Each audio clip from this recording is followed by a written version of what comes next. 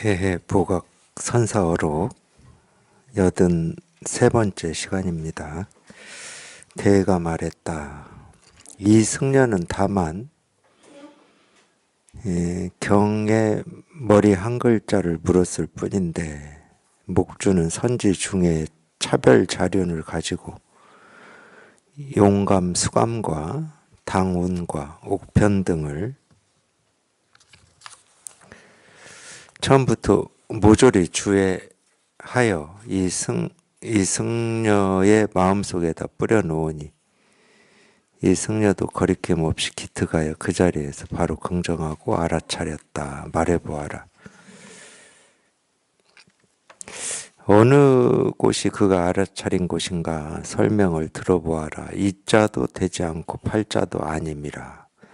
손가락을 다 튕기기도 전에 온 하늘과 모든 땅에서 42 반야 바라밀의 문을 두드려 열고 화엄의 속에 선지 중해를 뚫고 벗어나 교내와 교외를 일시에 거두어들이고 출세관과 세관을 모두 갖추고 끝없는 죄와 허물을 불 앞에 얼음이 녹듯하고 한량없이 뛰어난 뜻은 강바닥에 모래알 만큼 모여있다. 다시 한 개 말 훅구가 있으니 단단한 창고 속에 영원히 저장되어 있는데 이 모두는 산 앞에 웅백장에 속한다.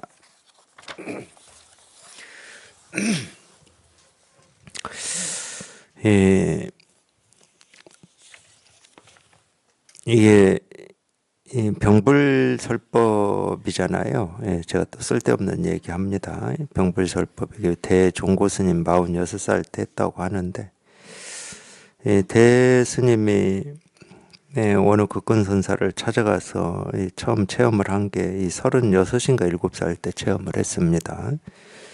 이제 이 병불설법을 할 때가 이제 한 체험하고 10년 정도 지난 뒤에 했는데 그래도 좀 문자를 많이 썼어요. 대스님이 문자를 많이 썼어요. 우리가 이제 처음 들어보는 뭐 선지 중해라든지 차별 자륜, 용감, 수감 뭐 이런 문자를 많이 썼는데 뭐 문자를 많이 썼다 해도 저희가 이제 알아들을 것은 뭐 따로 있으니까 이런 문자에서 이 문자의 뜻이 아니고 진짜 저희가 알아들어야 될 건 따로 있기 때문에 뭐 문자에 너무 매이지 마시고 보니까 이제 이 전 시간에 했던 거 전 시간에 이어지는데 한 승려가 목주에게 물었다. 이 목주한테 이제 물은 뭐 이 이야기예요. 그러니까 이 승려는 이 목주 스님한테 물은 이 승려는 다만 이 경에 있는 제목도 아니고 제목 위에 있는 어떤 문양이라고 그랬죠. 여기에서 글자가 아니에요. 문자가 아니고 어떤 문양입니다. 근데 문양이 써있자 이자처럼 보이기도 하고 팔자라고 하는 이 팔자처럼 보이기도 한가 봅니다. 근데 그렇게 보일 뿐 이자도 아니고 팔자도 아니다는 거지. 이제 이런 말을 또 놓치지 않고 이제 이 선에서 가르침으로 이렇게 쓰고 있는 거예요. 이자도 아니고 팔자도 아니다. 그러니까 이거는 쉽게 말해서 뭐 모습도 아니고 또 그렇다고 소리도 아니다. 이쪽도 아니고 저쪽도 아니다. 옳은 것도 아니고 그런 것도 아니다. 부처도 아니고 중생도 아니다. 그러니까 우리가 이 생각으로 헤아려서 알 수 있는 게 아니다. 또는 아니다라고 하는 것도 우리가 생각으로 헤아려서 아니다라고 이렇게 아는 거잖아요. 이자가 아니다, 삼자가 아니다, 뭐 이거는 컵이 아니다라고 하는 것은 우리가 아는 거잖아요. 아는 거. 뭐다라고 하는 것도 아는 거지만 뭐가 아니다 하는 것도 우리가 아는 겁니다. 그게 아니다고 하는 거지. 그러니까 아니다라고 할 수도 없어요. 그렇기 때문에. 그러니까 이거는 생각으로 헤아려서 알 수 있는 게 아니다 이렇게 얘기할 수 있는 측면도 있는데 그러면 생각으로 헤아려서 알 수 있는 게 아니구나 하고 또 그 알을 붙들고 있을 수도 있잖아요. 대부분 또 그렇게 붙들고 있습니다. 이건 불가사의하다 이런 식으로. 말로 설명할 수 없고 우리 생각으로 헤아릴 수 없다 이런 식으로 또 그 앓을 이렇게 붙들고 있어요. 근데 그렇게도 설명이 안 되고 그렇게도 표현이 안 된다는 거예요. 이거는 그냥 이거일 뿐이지. 근데 방편으로는 우리가 이 알미라고 하는 건 어떤 거다라고 이렇게 딱 확정을 짓고 싶어 하거든. 깨달으면 뭐다. 내가 어떻게 하면 깨달을 수 있다. 이렇게 확정을 짓고 싶어 하거든요. 그러니까 그렇게 확정을 짓고 싶어 하는 그 생각을, 그 한 생각을 때려 부수기 위해서 알 수 있는 게 아니다. 생각으로 헤아릴 수 있는 게 아니다. 이해할 수 있는 게 아니다. 소리도 아니고 글자도 아니고 말도 아니다. 우리가 그렇게 이 얘기를 하는 거거든. 말이 아니다 한다고 해서 말이 아니구나 이렇게 또 이해하고 아는 거는 방편의 말을 오해하는 겁니다. 잘 못 알아듣고 있는 거예요. 어떤 것일까라고 이렇게 확정을 짓고 싶고 알고 싶은 마음이 있었는데 그런 게 아니다 하는 순간 그 알고 싶은 그 생각이 확 부서지면 되는 거거든. 내가 알고자 하는 그 생각이 부서지면 돼요. 그래서 그 생각이 갈 곳을 잃기만 하면 돼, 그 생각이. 부서져서 없는데 뭐 사실은 갈 곳이 없죠. 이제 그런 측면에서 이자도 아니고 팔자도 아니다 이런 거를 이 선에서 우리 이 불가사의하고 알 수 없는 이거를 좀 이렇게 가르치는 방편의 말로 좀 끌어와서 쓰고 있는 거예요.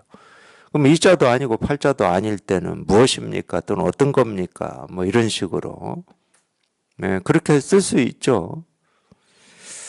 그래서 이 성녀는 다만 이 경머리에 이 한 글자를 경머리에 한 글자를 물었을 뿐인데 이 목주는 선지 중해의 차별 자륜을 가지고 목주가 한 거는 지난 시간에도 좀 기억이 납니다. 했는데 이자도 아니고 팔자도 아니라고 하니 무슨 글자입니까? 이렇게 물으니까 목주는 말 한마디도 않고 이렇게 손가락 한번 튕겼답니다. 손가락 한번 튕기고 알겠느냐 그랬어요. 이렇게 튕길 때 바로 이걸 알아차렸으면 뭐 이렇게 묻지 않았겠죠. 그러니까 이 속일 수가 없는 게 물론 이제 속이려면 어느 정도는 속일 수 있겠죠. 이 짧은 시간에 자기가 이렇게 답답하게 이거 하나 알고 싶어서 이렇게 답답한 심정으로 그런 심정으로 이렇게 있다가 그냥 손가락 한번 튀기고 책상 한번 두드리고 뭐 손가락 하나 세우고 또는 한마디 이 말에서 그냥 문득 통해버리면 그냥 정말로 이 감옥에 그냥 딱 갇혀 있다가 그냥 감옥의 이 벽이 그냥 한꺼번에 다 그냥 무너져서 사라졌을 때 이 사람이 이제 나는 살았다라고 하는 자기도 모르는 안도감이 생길 거 아닙니까? 그럴 때 그 표정은 숨길 수가 없는 거예요. 그냥 딱 갇혔다가 이 사라져서 이제 내가 살 길이 생겼구나. 이제 살았구나. 이제 숨이 좀 쉬어지는구나. 그럴 때 안도감이 생기거든. 안도감이. 내가 이거 하나 알고 싶고 여기에 통하고 싶고 이거 하나 해결하고 싶어. 그러니까 숙제지 숙제. 어떤 때는 이게 평생 자기 삶의 숙제인 것처럼 느껴지기도 하고 다가오기도 하고 그럽니다. 어떤 때는. 근데 그런 숙제가 그냥 문득 하고 이렇게 해결이 됐기 때문에 자기도 모르게 그 표정이 좀 답답해 했을 때는 표정이 좀 굳어 있죠. 굳어 있다가 이게 한번 이렇게 탁 통하면 표정이 딱 얘기를 하거든. 그러니까 눈앞에서는 참 숨기기가 힘들어요. 근데 이렇게 손 한번 딱 튕겼는데도 그 물은 스님은 표정에 변화가 없을 거잖아. 저 뭐를 말씀하시나? 뭘 가르치고 계시나? 그러니까 한 번 더 묻죠. 알겠느냐 하고 묻습니다. 그 성녀가 모르겠습니다. 그러니까 제가 왜 이걸 다시 해드리냐면 이 목주가 어떤 얘기를 했는지 좀 다시 이렇게 상기시키고 싶어서입니다. 왜냐하면은 이 대종고는 이 목주가 이 스님한테 한 거를 이 선지 중해의 차별 자륜을 가지고 용감 수감과 당운과 옥편 등을 처음부터 모조리 주의하여 뭐 이런 식으로 얘기를 했기 때문에 얼마나 그럴듯한 말을 거침없이 병에서 물을 쏟듯이 해놨나 이렇게 생각할 수 있잖아요. 그러니까 말은 알겠느냐 모르겠습니다. 뭐 지금 이 한마디 했고, 그 다음에 이상의 강차는 한량없이 훌륭한 인연이다. 두꺼비는 폴짝 뛰어 하늘로 오르고 지렁이는 갑자기 동해로 넘어간다. 목조는 이 말밖에 한 게 없어요. 근데 경머리에 한 글자를 물었을 뿐인데 목지는 선지중예의 차별자를 가지고 하나씩 좀 보겠습니다. 선지중예 뭐 이런 말은 제가 알기로 이제 화엄경에 나오는 말들이에요. 아마 그럴 겁니다. 한번 설명한 거를 한번 보겠습니다. 선지중예.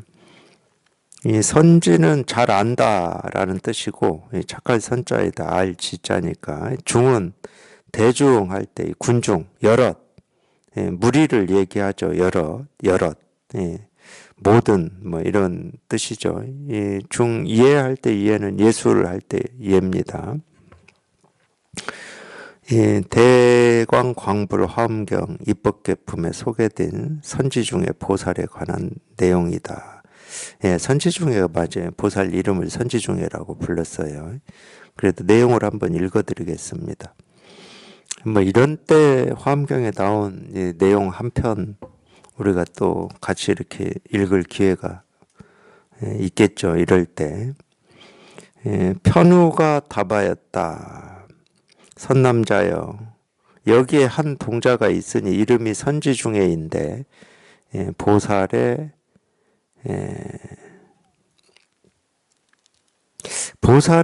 이 자지를 배웠으니 이 글자의 지혜라는 뜻인데 자지를 배웠으니 그대가 물어보면 그대를 위해 말해줄 것이다. 그때 선제는 곧 그곳에 도착하여 절을 하고서 한쪽으로 물러나 서서 말하였다. 성자여 저는 이미 무상정등각을 얻겠다는 마음을 내었습니다만 아직 보살이 어떻게 보살행을 배워야 하고 어떻게 보살도를 닦아야 하는지 알지 못하고 있습니다. 저는 성자께서 잘 가르치고 일깨워 주시는 말씀을 듣고자 하니 저에게 말씀해 주시기 바랍니다. 그때 동자가 선제에게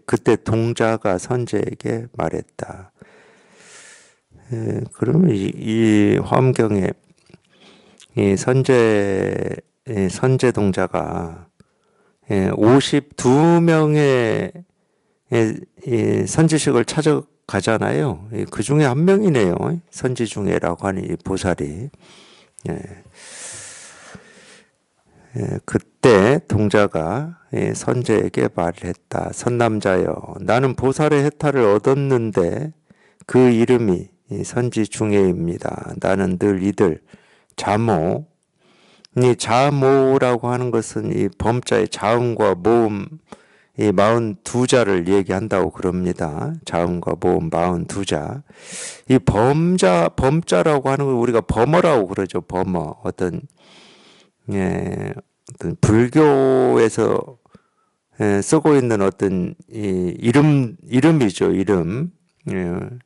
하여튼 국어 시간에 그렇게 배운 것 같아요. 범어라고. 근데 이 범어도 언어인가 자음과 모음이 42자가 있다고 그러네요. 나는 늘 이들 자모를 노래하고 있습니다. 그러니까 이제 이게 참 무슨 얘기냐면은 여기서는 이제 아까도 제가 얘기했지만 이 글자의 지혜라고 하는 이 자질을 배웠다 이렇게 나오잖아요. 그러니까 우리가 쉽게 얘기하면 우리가 지금까지 배우고 익혀서 쓰는 이 언어는 다 뜻이 있어요. 뜻이. 우리가 시계다 그럴 때는 시계라는 이 말은 물론 이제 문자로는 우리말에서는 시옷에 모음 이가 붙으면은 시라고 그러고 기역에 모음 이 여이죠. 이게 붙으면 개자라고 하죠. 그러니까 글자에도 전부 이런 게 있는 거고, 그래서 시개라고 하는 이 말이 가리키는 뜻은 이런 거죠. 그러니까 우리가 배워서 익힌 이 글자는 일단 글자의 문양부터 배워야 되는 겁니다. 기역, 니은, 디귿, 리을, 모음, 야, 여, 뭐 이렇게 배워야 돼요. 우리가 영어를 배우려면 ABCD를 배우잖아요. 거기는 자음과 모음이 있거든. 글자의 모양부터 배워야 돼. 그래서 이 글자의 모양을 배워서 이 자음과 모음이 합쳐지면 시오다고 모음 이가 합쳐지면 시라고 읽는 거고 아가 합쳐지면 사라고 읽는 거고 그래서 글자를 이 말을 배우는 거거든. 그렇게 해서 말을 배우잖아요. 근데 그 말에는 뜻이 있어요. 뜻이. 시계다 그러면 뜻이 있고 컵이다 그러면 이 컵이라는 말이 가리키는 사물이 있어요. 어떤 대상이 있어. 그게 이제 우리가 세간에서 배우고 익히는 언어인데 이 범어라고 하는 거는 우리가 세간에서 배우고 익힌 이 언어하고 다른 겁니다. 그래서 범이라는 말이 앞에 들어가 있는 거예요. 범. 그러면 이 범어라고 하는 이 글자 또는 이름, 이 말은 뭘 가리키냐면 말 그대로 이 석가모니 부처님의 이 무상정등과 깨달은 마음을 가리키는 거예요.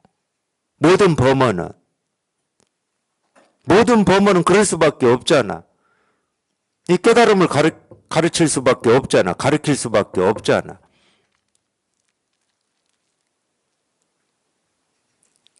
근데 왜 이런 식으로 설명을 해놨냐. 그러면 이 범어라고 하는 이 언어, 이게 따로, 여기는 뭐 자음, 모음 42자라고 이렇게 나와 있으니까 뭐 따로 있는지 따로 썼는지는 모르겠어요. 언어를 따로 만들었는지까지는 제가 모르겠어. 근데 실제로는 그럴 필요는 없죠. 왜 그럴 필요가 없냐면, 도가 뭡니까? 뜰 앞에 잣나무다. 이때 조조 스님의 이 뜰 앞에 잣나무는 범어입니다. 우리가 배우고 익힌 바에 따르면 뜰 앞에 잣나무라고 하는 이 말은 이 이름은 뜰이라고 했을 땐 뜰이라고 하는 이 대상이 있어요. 우리가 알고 있는 뜰. 그럴 때는 우리 언어예요. 그거는. 그리고 그럴 때는 뒤가 아닌 앞, 오른쪽 왼쪽이 아닌 앞에 이 뜻이 있어요. 잣나무 마찬가지로 뜻이 있죠. 그렇게 생긴 나무를 우리는 잣나무라고 부르고 있거든. 그거하고 좀 비슷한 나무는 뭐 소나무 뭐 이런 게 있지. 그러니까 뜻이 있다고. 이 이름이 가리키는 어떤 대상이 있어요. 그럴 때는 우리가 배우고 익힌 세속의 언어죠. 범어가 아니야. 이 법을 가리키는 언어가 아니에요. 법을 가리키는 말이 아니야. 근데 조조 스님한테 찾아온 스님은 도를 물었거든. 깨달음을 묻고 부처가 무엇인지를 물었거든. 부처가 뭔지를 물었는데 우리가 알고 있는 잣나무를 대답했을 수는 없잖아. 부처를 물었지. 이 나무가 잣나무냐 소나무냐 전나무냐 측백나무냐 뭐 참나무냐 이건 묻지는 않았어. 그럴 때 우리가 범어라고 얘기할 수가 있어요. 다른 말로 하면 이거를 가리키는 말이죠. 이걸 가리키는 말. 근데 이거라고 하는 것은 어떤 대상이 있는 게 아닙니다. 제가 어쩔 수 없이 이 법을 드러내고 법을 가리켰다 이렇게 표현하지만 법이라고 하는 이 법이라고 이름을 얘기하고 있지만 대상이 있으면 이건 범어가 아니고 또 세속어가 되는 거예요.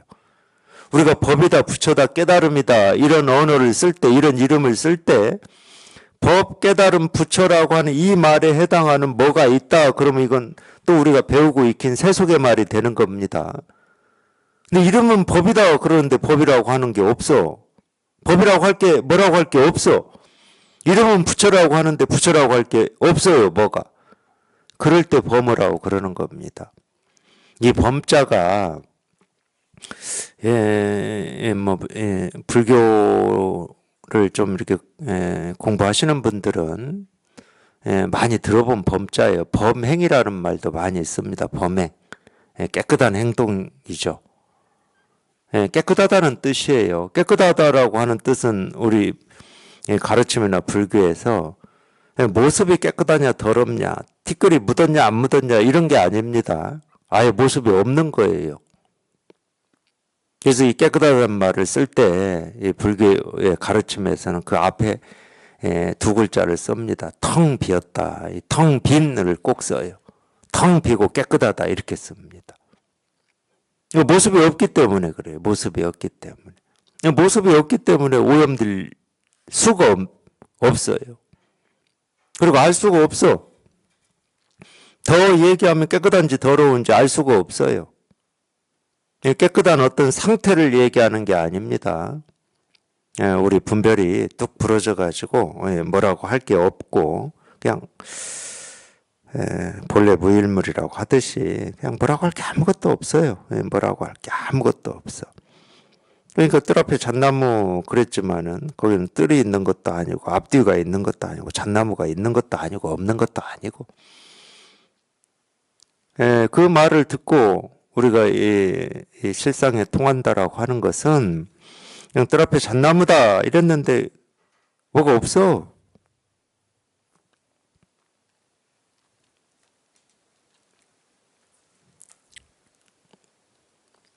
그럴 때 우리가 이제 이 범어다.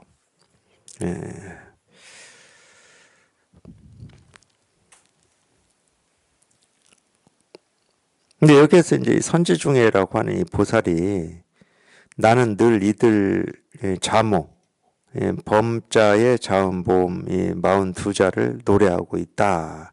그러니까 늘 그냥 이 해탈을 노래하고 있다. 이 깨달음을 노래하고 있다. 뭐 이런 얘기인데 우리가 여기에서 얘기한 대로 뭐 보살의 해탈을 얻었다. 그러면은 뭐 그렇죠.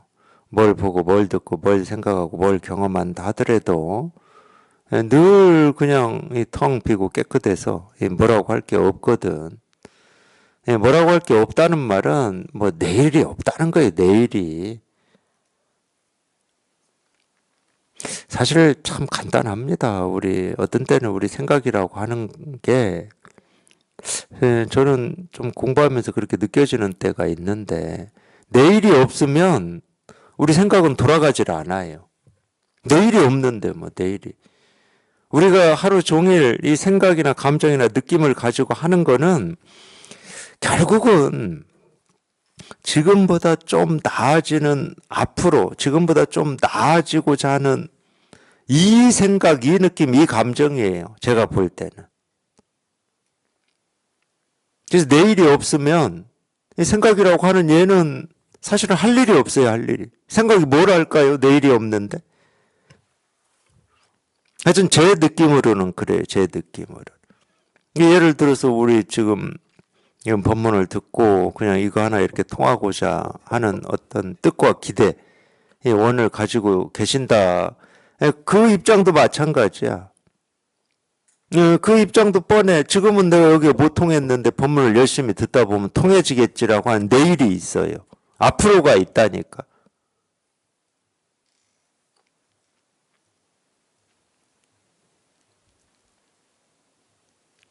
근데 여기에 통해서 이게 익숙해져 보면 내일이 없어요. 뭐 그런 이 기대와 희망 뭐 이런 생각이 없어. 그런 느낌이 없고. 그렇다고 지금 오늘만 있냐? 뭐 오늘이라는 생각도 없다니까. 오늘이라고 하는 것은 어제와 내일이 없으면 오늘이라고 할 수 있는 게 없습니다. 내일이 없으면 오늘도 없어요.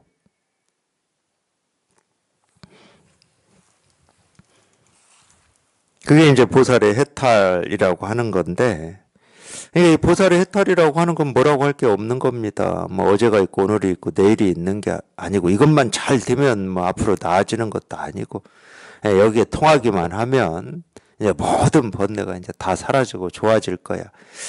사실은 그런 면이 없는 건 아니지만 그 헛된 기대거든. 헛된 기대입니다, 실은.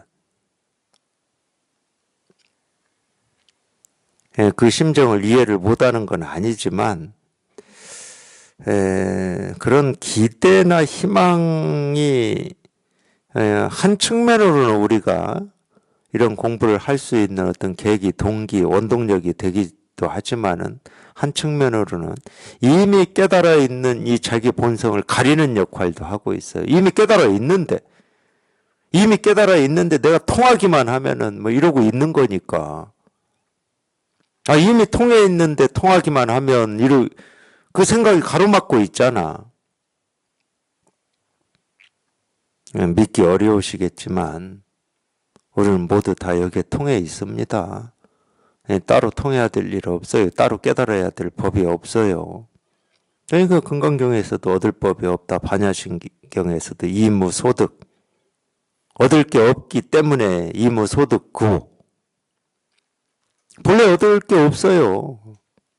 따로 더 얻어야 되고 구해야 되고 통해야 될 일이 없어. 이미 다 통해 있기 때문에.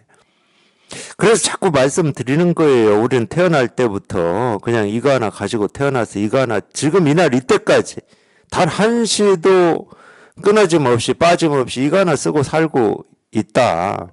그런 얘기를 그래서 하는 거예요. 그러니까 보살의 해탈을 얻어서 보살의 해탈을 얻어서 이제 선지 중에 보살은 그렇게 얘기를 했어요. 보살의 해탈을 얻어서 늘 이 해탈을 노래하고 있습니다. 이렇게 얘기하고 있는데 사실은 얻어서 해탈을 노래하고 있는 게 아니고 따로 얻어야 될 이유가 없고 얻을 필요가 없어요. 우리 모두는 다 이 보살의 해탈을 늘 노래하고 있습니다. 조금도 부족함 없이. 자기 스스로만.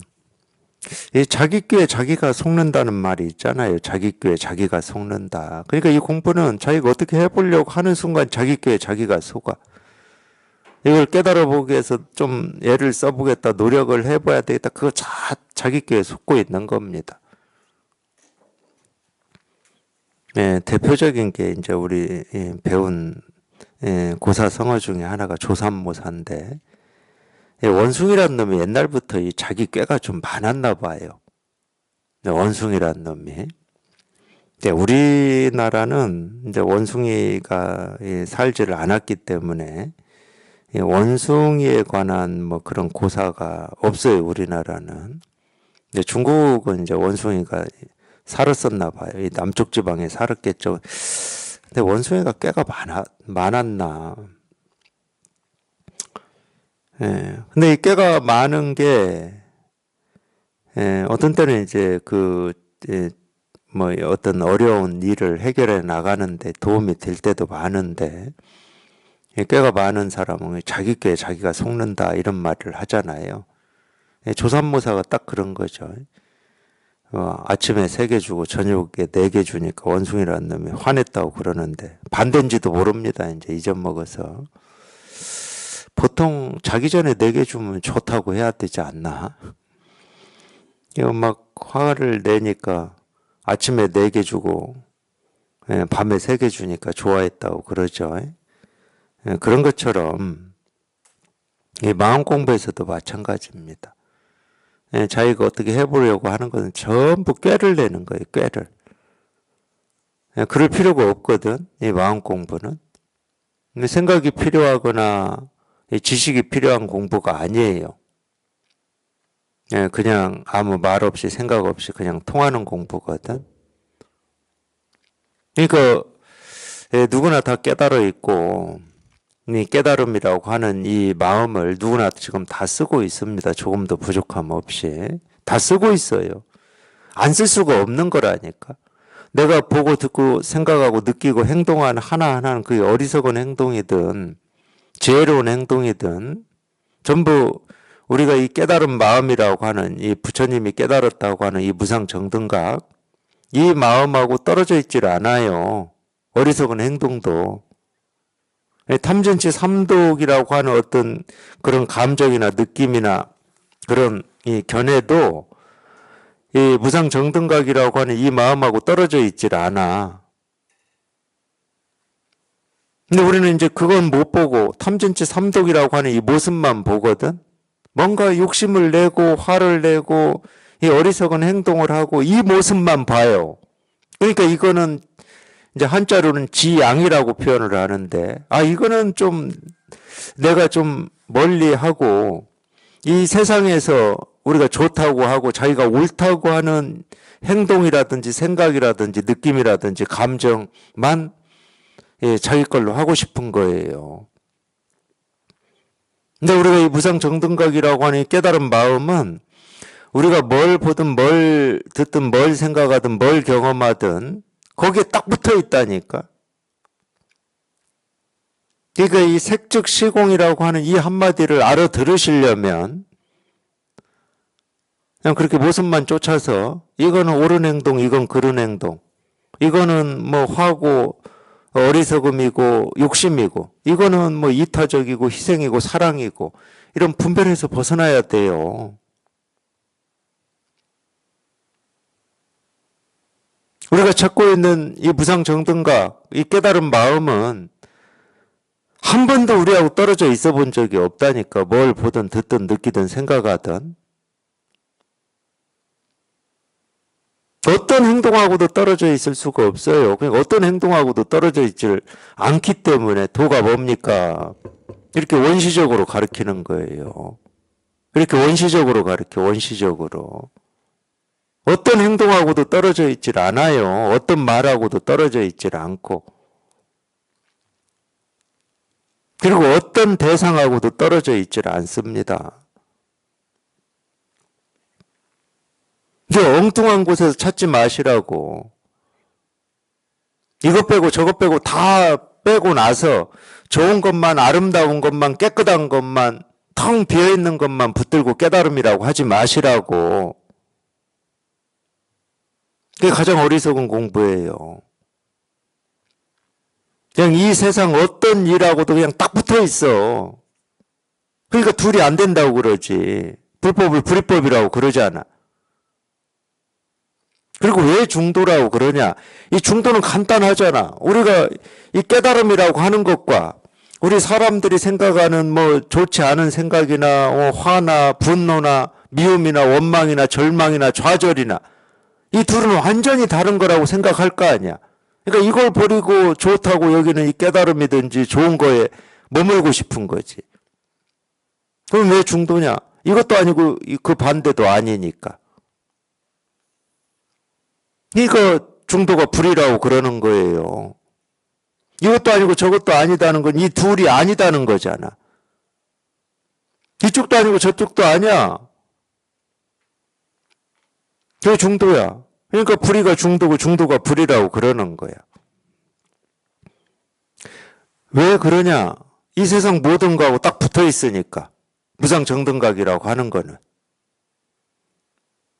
떨어져 있질 않아. 그러니까 지금까지 이거 하나를 얻고 찾고 구하려고 애를 쓰고 노력을 하면서 보냈던 시간은 엉뚱한 곳에서 이걸 찾으려고 했던 거예요. 엉뚱한 곳에서. 그냥 어떤 모습도 어떤 소리도 어떤 색깔도 어떤 느낌도 어떤 감정도 실은 우리가 찾고 있는 이 진실 하나를 다 드러내고 보여주고 있습니다. 저절로 그래요. 저절로. 저절로 그런 거야.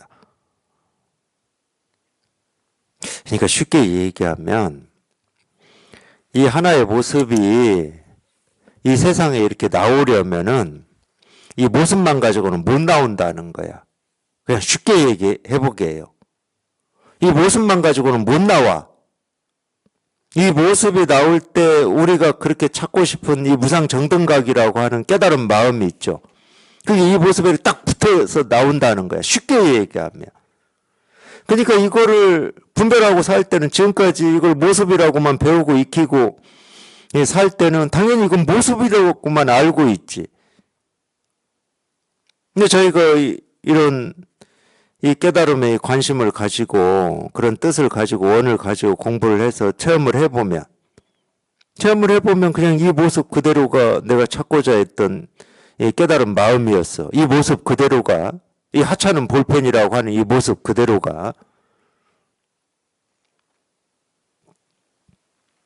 이 세간에서는 볼펜이라고 하는 것은 이 글을 쓰거나 그림을 그리거나 할 때 쓰는 용도예요.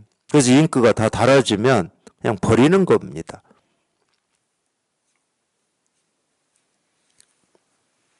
쓸 때는 유용하지만 인기가 다 달아지면 버리는 물건이에요. 그래서 제가 하찮다고 그러는 겁니다. 근데 이 하찮은 이 모습, 이 물건, 이 대상 하나가 우리가 찾고 있는 이 깨달은 마음을 다 드러내고 있다니까. 이런데 이제 뜻을 가지고 공부를 해서 딱 통해 보면 그래요. 이제 그러고 보면은 내가 분별할 때는 그냥 100% 볼펜이고 모습이었어. 근데 이걸 모습을 모습이라고 할 수가 없네. 그냥 모습으로 드러난 이 모습이 모습 없음을 그대로 보여주고 있으니까. 진짜 목적은 그거니까. 이 모습으로 보여주고 싶은 진짜 목적은 우리가 찾고 있는 모습 없는 분별되지 않는 그거 하나를 보여주고 있으니까. 모습이 모습이 아니야. 그러니까 이걸 모습이라고 할 수도 없고 모습 아니라고 할 수도 없어. 모습이면서 모습이 아니야. 색이면서 공이라고.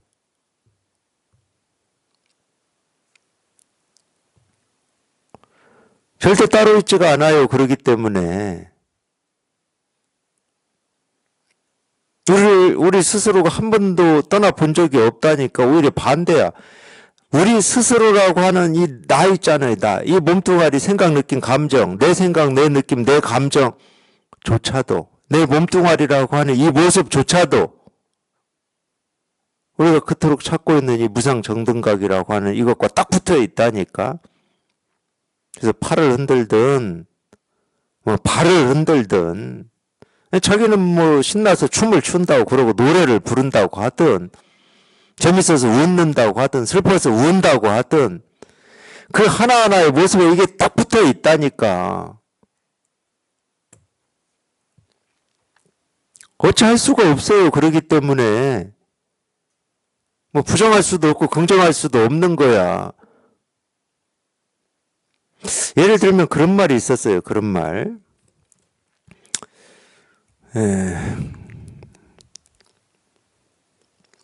여기 우리나라의 유명한 그 BTS 있잖아요. BTS 방탄소년단. 이 방탄소년단을 어떻게 표현을 어느 분이 했었냐면 걸어다니는 뭐 중소기업이라고 했던가 대기업이라고 했던가 이렇게 표현했거든요. BTS를. 그런 면이 있죠. BTS가 그냥 다니면은 다 돈이니까. 거기에 제가 비유를 하면은 그냥 걸어다니는 무상정등각이라니까 다. 그냥 걸어다니는 무상정등각이야. 근데 어디에서 찾냐고. 똑같아. BTS 뭐 여러 명이라고 그러는데 누군가가 걸어다니는 예를 들어 그렇게 얘기할 수도 있지. 뭐 대한민국 홍보대사다 이렇게 얘기할 수도 있고 걸어다니는 뭐 기업이다 이렇게 얘기할 수도 있겠지. 근데 정작 BTS 멤버들은 누구를 얘기하는 거지? 걸어다니는 기업이다 이러면 이렇게 생각하고 있는 거하고 똑같다니까.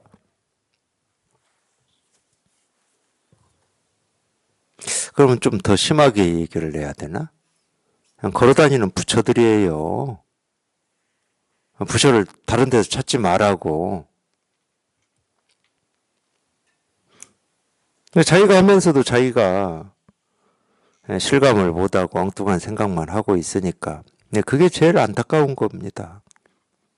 예를 들어서 말이나 소가 사람 못 되는 거. 말, 소가 의식이 있어가지고 정말 사람이 되고 싶어. 자기들도 이제 지긋지긋해. 맨날 사람 종로로 다기가.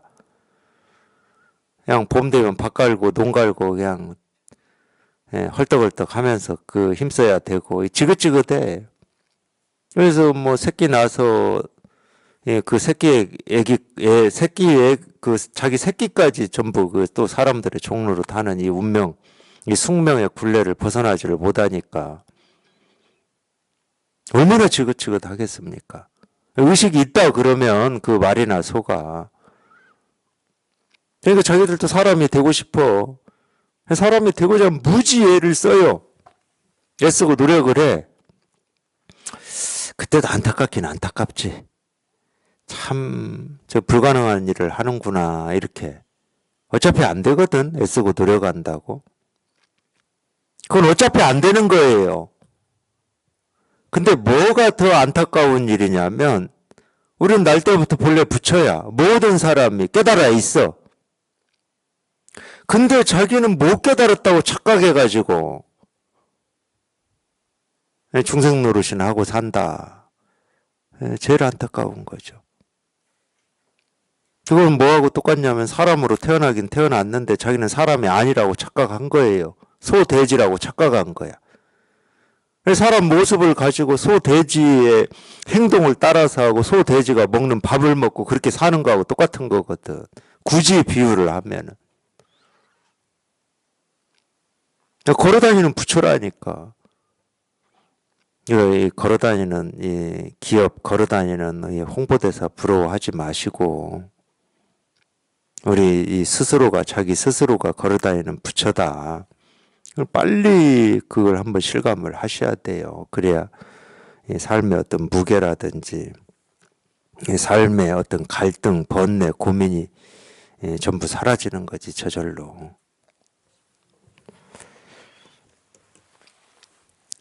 이 아자를 노래할 때 반야 바라밀문에 들어가니 보살의 위력으로서 무차별 경계에 들어간다고 말합니다. 전부 이걸 얘기하는 거예요.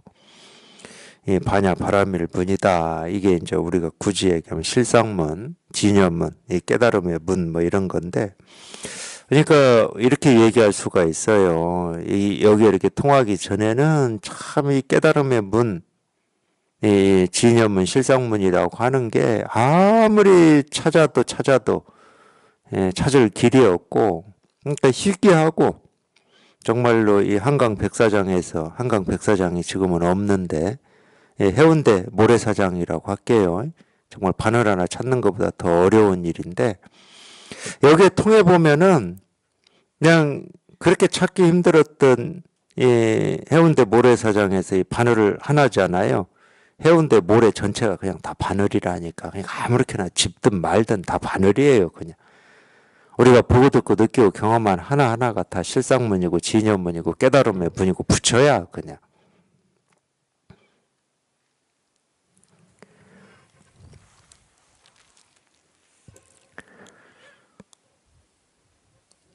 이 다자를 노래할 때 반야 바라밀문에 들어가니 가없는 차별문이라고 합니다. 그렇지, 차별문이죠. 이 모습이나 소리로는 이 끝이 없는 차별이죠. 끝이 없습니다. 이 차별이. 가가 없다는 것은 끝이 없다는 말이에요. 근데 그 차별 없는 끝이 없는 그 차별된 모습, 소리, 색깔 하나하나가 다 진여문이고 실상문이니까. 모습은 다 다르고 소리 다 다르고 삶의 모습 다 다르고 생긴 것도 다 달라요. 사람도.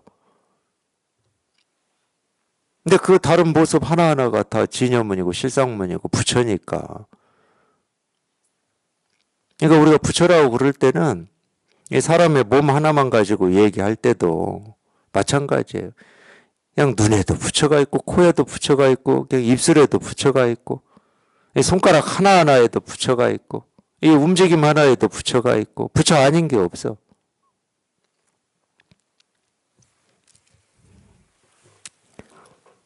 아자를 타자를 노래할 때 반야 바라밀문에 들어가니 일체 법륜 차별장이라고 부릅니다. 선남자여 내가 이와 같은 자모를 노래할 때 이 42 반야 바라밀문을 선두로 하여 헤아릴 수 없이 많은 수에 반야 바라밀문으로 들어갑니다. 헤아릴 수 없이 많은 수라고 그러잖아요. 끝없는 보고 듣고 느끼고 경험되는 끝이 없는 모습 소리 색깔 하나하나가 다 반야 바라밀문이다. 선남자의 나는 오직 이러한 선지중의 보살 해탈을 알 뿐입니다. 이거를 이제 선지중의라고 여기 화엄경에서는 설명을 했어요. 자기는 이거밖에 모른다 이거예요.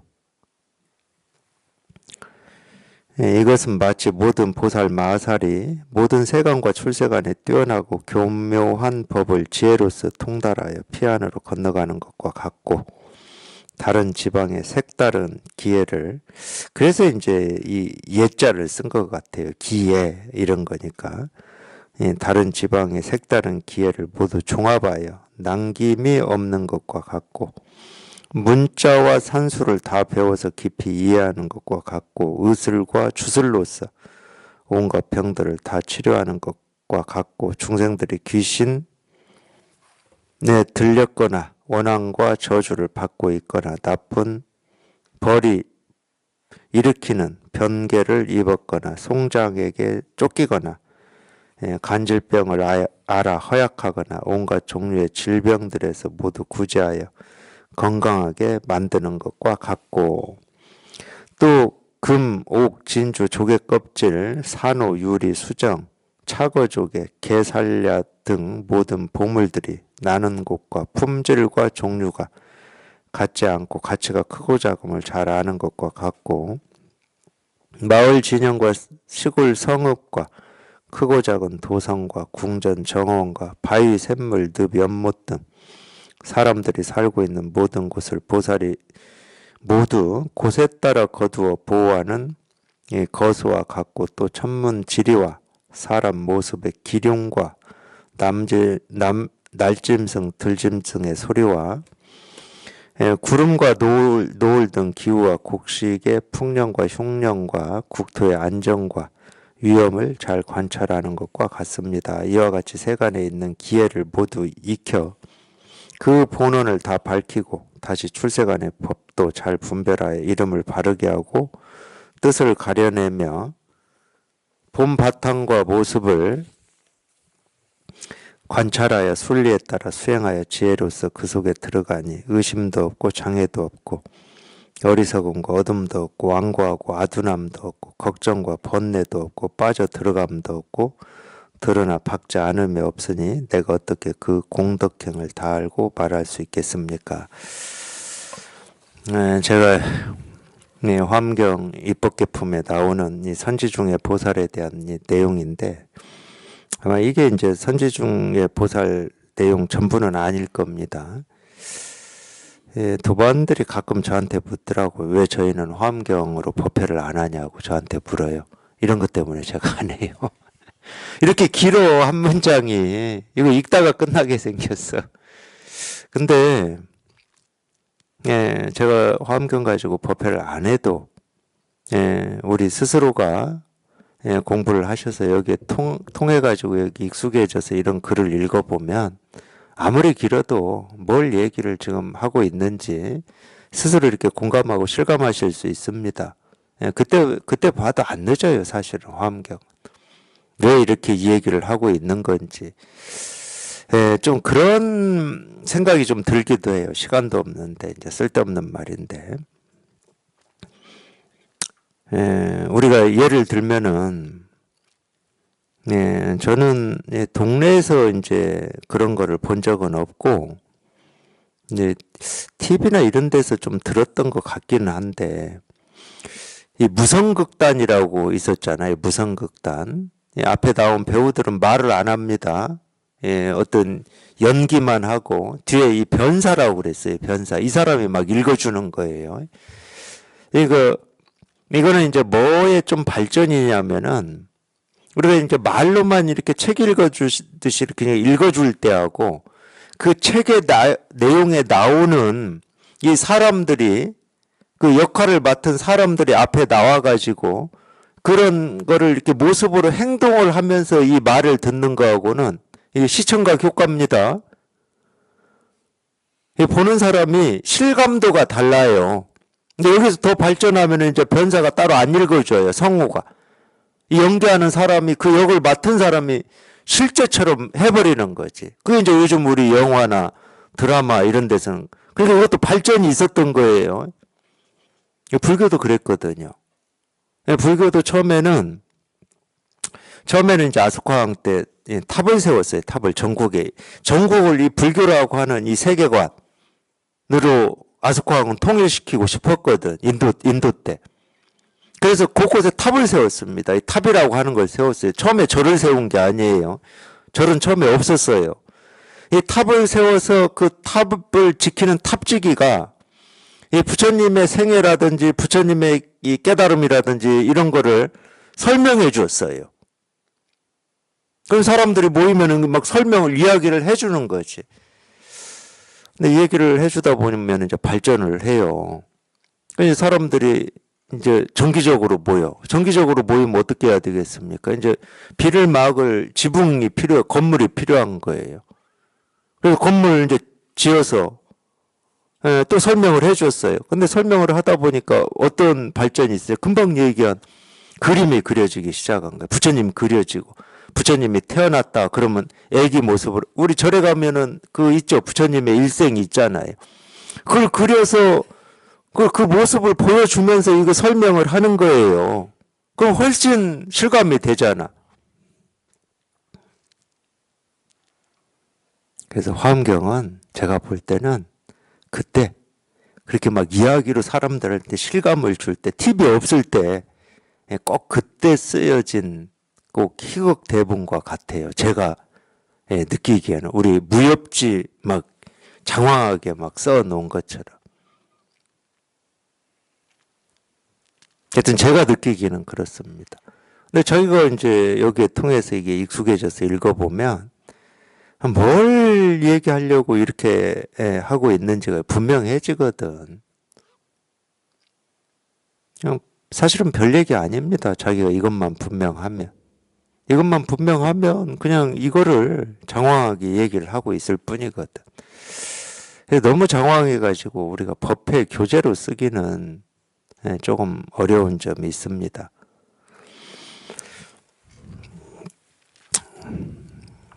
결국은 이 중요한 얘기는 다 했어요. 우리가 보고 듣고 느끼고 경험한 하나하나가 다 이 실상문이고 진연문이고 해탈문이다. 이 얘기는 벌써 다 했습니다. 선지 중에 보살이 다 했어요. 결국은 이거 얘기하고 싶은 거예요. 우리가 보고 듣고 느끼고 경험하는 모든 거는 그냥 이거 하나. 이걸 우리가 공이라고도 하고 분별을 벗어났다고도 하고 분별되지 않는다고도 하는데 그냥 이 모습이다. 이 모습. 그냥 이거다. 그냥 모습이다. 뭐다. 소용없고 그냥 이거다. 이거. 도가 뭡니까? 이거다. 할 때 그냥 이거예요. 그냥 일이야. 일. 그냥 이거야. 이거야.